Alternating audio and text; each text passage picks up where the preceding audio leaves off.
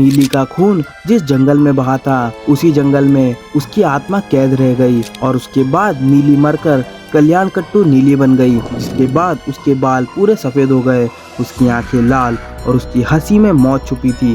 कहते हैं रात के 12 बजे के बाद यहाँ से एक औरत की चीख सुनाई देती है। यक्षिणी रियल है और वो तुम्हें तब मिलती है जब तुम बहुत ही ज्यादा अकेले और वल्नरेबल हो। वो इंसानी दिमाग में घुस जाती है, उसका मन कंट्रोल करती है और फिर उसका खून चूसकर उसकी जान ले लेती है। तो पिछली वीडियो में हमने जाना था कुट्टी चाथन और ओडियन के बारे में, और आज की इस वीडियो में हम जानेंगे केरला और तमिलनाडु की एक लोक कथा और उसमें बताई एक यक्षिणी के बारे में।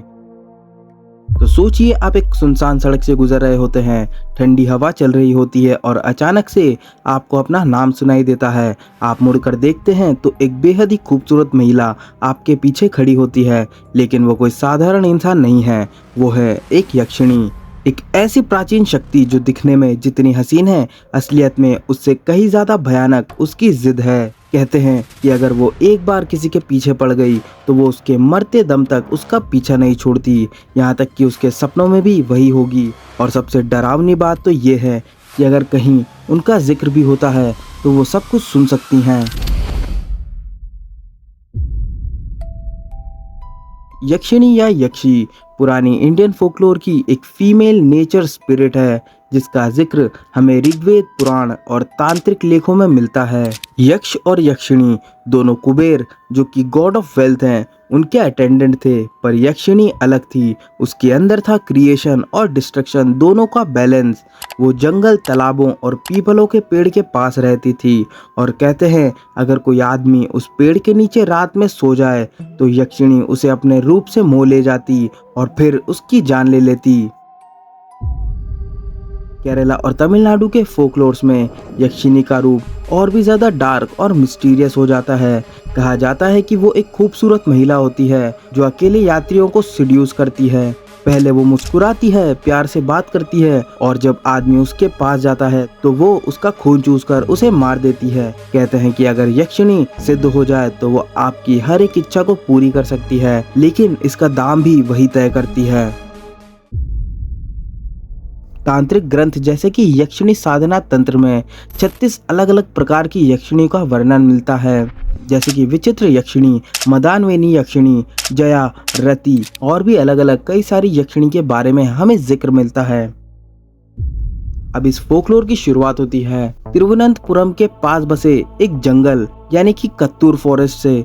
वहाँ लोग कहते हैं रात में अगर कोई औरत सफेद साड़ी में पीपल के पास दिखे तो उसे इग्नोर कर देना और अगर आगे निकल भी गए तो पीछे मुड़कर उसकी तरफ मत देखना। यक्षिणी की खूबसूरती से बचना ऑलमोस्ट इम्पॉसिबल है। वो इंसानी दिमाग में घुस जाती है, उसका मन कंट्रोल करती है, उसे प्यार के जाल में फंसा लेती है और फिर उसका खून चूसकर उसकी जान ले लेती है।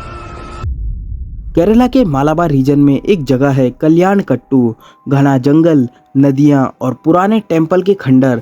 लोग कहते हैं रात के 12 बजे के बाद यहाँ से एक औरत की चीख सुनाई देती है। कभी हंसने की आवाज आती है तो कभी रोने की, जो एक नाम लेती है पार्थिरावन, और फिर वो आवाज हवा में कहीं गायब हो जाती है।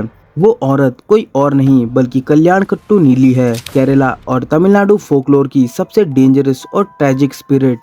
काफी पुरानी बात है जब तमिलनाडु और केरला की बॉर्डर पर एक गांव था जहां एक सुंदर, बुद्धिमान और बहुत ही चार्मिंग लड़की रहती थी, नीली, जो कि एक देवदासी थी। उसके नृत्य से लोगों को भक्ति का एहसास होता था, लेकिन उसका दिल किसी और पर आ गया।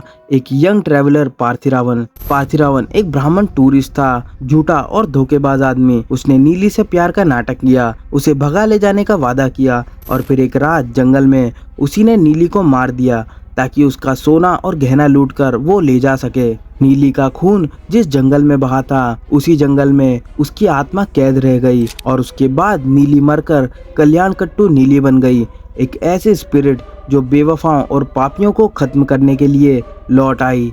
उस दिन के बाद से ही उस जंगल में अजीबोगरीब चीजें होने लगी। रात के समय में लोगों को अजीब अजीब आवाजें सुनाई देने लगी। कुछ लोग कहते हैं नीली ने अघोरा तंत्र सीख लिया था और अपने खून से अपनी आत्मा को बांध लिया था, जिसके बाद उसके बाल पूरे सफेद हो गए, उसकी आंखें लाल और उसकी हंसी में मौत छुपी थी। कई बार उसका रूप एक मोहिनी जैसा होता जो आदमी को आकर्षित करती और फिर उनका खून पी जाती।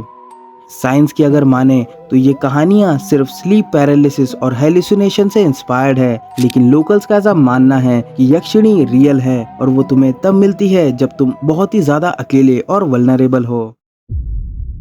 केरला के कोस्टल विलेज में आज भी कहा जाता है, अगर तुम जंगल के पास सफेद साड़ी वाली औरत को देख लो तो पलटकर मत देखना, क्योंकि नीली अपने शिकार को सिर्फ तब छोड़ती है जब उसका बदला पूरा हो जाता है। आज भी मालाबार के कुछ टेम्पल्स और श्राइन्स में नीली पूजा होती है, जो औरतों के ऊपर होने वाले अत्याचार का प्रतीक है।